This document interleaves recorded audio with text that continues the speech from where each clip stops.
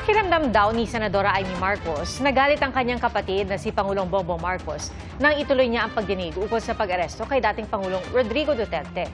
Sa initial findings ng kanyang komite, may mga paglabag umano sa karapatan ng dating Pangulo. Saksi, si Mav Gonzalez.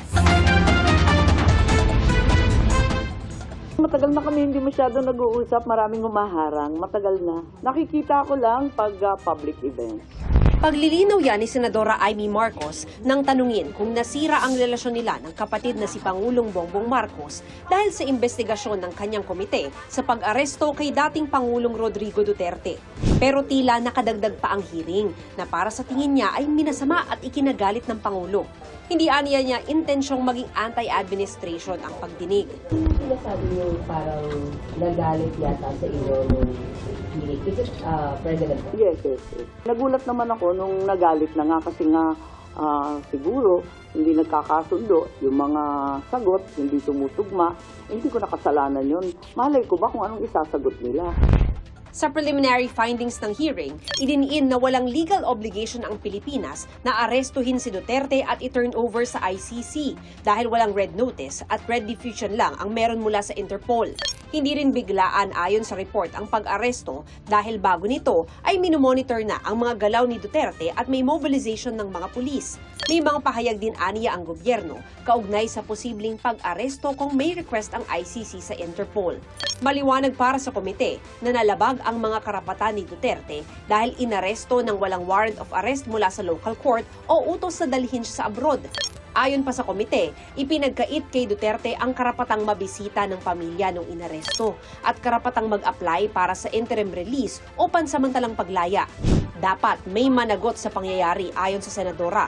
Mahalaga raw mailabas ang rekomendasyon ng komite, lalo't maaaring may mga susunod na arrest warrant pang i-issue ang ICC. Kinakailangan mabunyag na lahat ng pagkakamali at wag na kailanman maulit. Kung kinakailangan paltan yung polisiya, yung batas, tignan na natin at magkasundo tayo. Kaugnay naman ang desisyon ng senadora na kumalas na sa alyansang binuo ng Pangulo. Palagay ko, sila rin nahihirapan.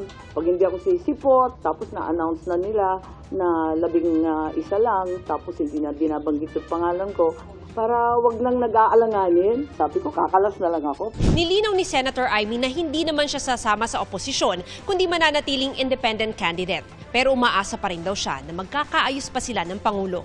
Lagi naman akong nandito. Mula pa nung bata kami, parati naman siyang pinagbibili ng tatay ko na alalayan. Maraming humaharang, hindi nakikinig, hindi ko alam. You're saddened. Of course, it's not the ideal situation at all. Hindi idinetalya ng senadora ang humaharang sa pagitan nilang magkapatid. Sabi naman ng palasyo, on the part of the President, we cannot say that there's a rift. Hintayin na lang po natin kung meron man sasabihin ng Pangulo. But sa ugali po kasi ng Pangulo, hindi siya pikon. Kaya kahit anong banat, kahit nakita na niyo po si Senator Amy Marcos na nandoon sa Maisog Rally habang binabanggit ng dating Pangulong Duterte ang paninira sa kanya, kay PBBM, wala po tayong nadinig.